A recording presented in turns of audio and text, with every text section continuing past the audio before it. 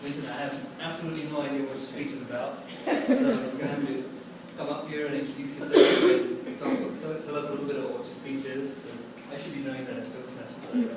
Please come on up.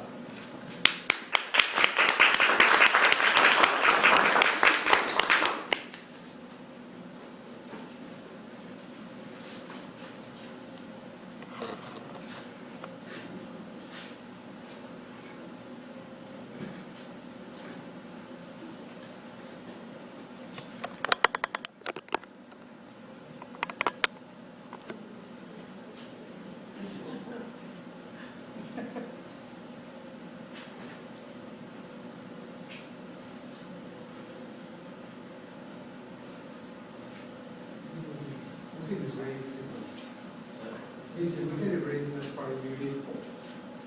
For example, Can everybody see it?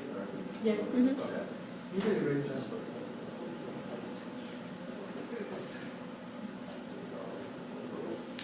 You can see a picture of me when I was not.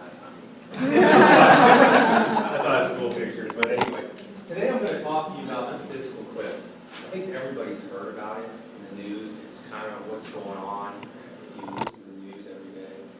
But I'm really going to talk about not all the political parts of it, you know, whether you're Republican or Democrat. What does it really mean to us as Americans? I mean, what's going to happen if we go over this fiscal cliff on January 1st, 2013? They said on December 21st or something, I think the Mayan, we may end the world, so you might not have to worry about it. But in some way or another, even if they do come to some kind of compromise, you're going to see some implications or impacts on every one of us in this room. So let's go back. What exactly, when we say fiscal cliff, do we mean? Well, there's a couple parts that make up it. There's the Budget Control Act of 2011. And for anybody who knows what happened, the 111th Congress at that time, when they were trying to pass the budget, could not come up with a budget, and they asked because they were asking to raise the debt ceiling. They would not pass that budget, keep the government going, without putting in place for the and so President Obama could get his debt up so he could get more money to run the government without putting in a Budget Control Act. And what this was supposed to do was force us to take a look at it, take a look at this and get spending under control in the government by 2013. Now, what happened was they put this in place to be so drastic that it would put us in a recession. That's what probably will happen in some way or another. We'll go into recession because what's going to happen is you have automatic budget cuts taking place, and we'll talk some about them. But it's a large budget cuts to the military, defense programs mainly. You also have the Bush-era tax cuts, and we'll talk about some of them coming up, of what will expire. So they will not be extended. And one of the easy ones to remember that, in January, if we go over this fiscal cliff, you'll have 2% more taken out of your paycheck. So your paycheck will be 2% less in January starting because the Bush-era tax cut that was enacted will expire. You also have some unemployment benefits for some that will expire, and you also have the Affordable Health Care Act. And that's a separate act, commonly known as Obamacare, but there are some tax implications in the budget control. We'll start talking about what those taxes are for certain groups of people in the United States, as well as you'll see that there's a penalty for not having health care, which the Supreme Court ruled as a tax. Okay, so we talked about the budget control act, and we talked about the Affordable Health Care. Well, there was some effort to try to avoid this. Obviously, it wasn't too successful up to this point, but they appointed a super committee, and it wasn't Democrats, it wasn't Republicans, it was both. It was both leaders of both houses who put in what was called a super committee by the president and Congress to come. And they solved it.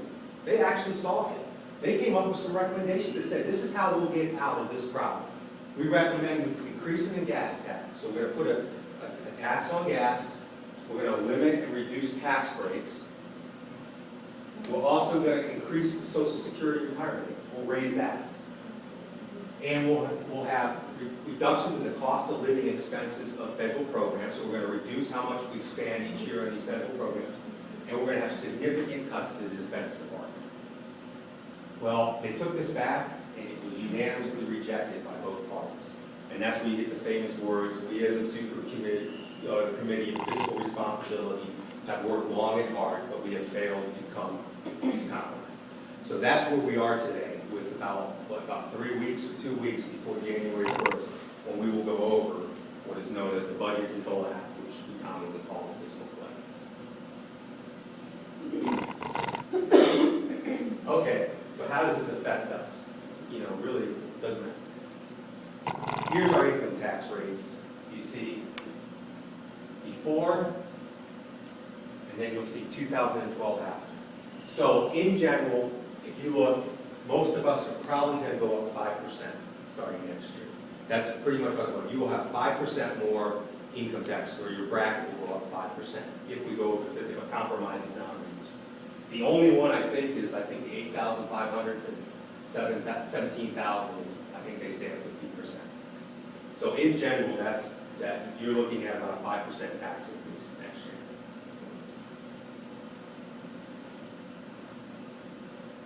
Now, how many people have investments, mutual funds, money markets? Does anybody have that? Okay, well that's the second part that the fiscal cliff is going to tax us more. For long-term capital gains, 2012 is 15%. You pay 15% if you hold stock long enough, and so it goes to 20% as of January 1st. Qualified dividends, most of our mutual funds, everything we have, or any kind of investment stock where you get a dividend, is now taxed at 15%. It now goes to your normal tax rate. So it could go as high as 39. If you're in the highest tax rate, you'll be taxed at 39.6%. Most of us at 30. So that is going to happen on January 1st in the investment world for anybody that investments. And then the estate tax. Just so you know, the exemption goes down to $1 million. So people say, oh, $1 million, but that's not that hard to get to when you get it. That includes your life insurance, if you have a life insurance, your house, everything. So you will be taxed possibly up to 55% if you have, when you die. Your estate could be taxed if you over 1 million. It used to be 5.12 million, but it's going to drop significantly. So it'll affect more. And then the Affordable Health Care Act. The important part about this, that in 2013, if your family and you make over $250,000, you will pay a 3.8% Medicare tax.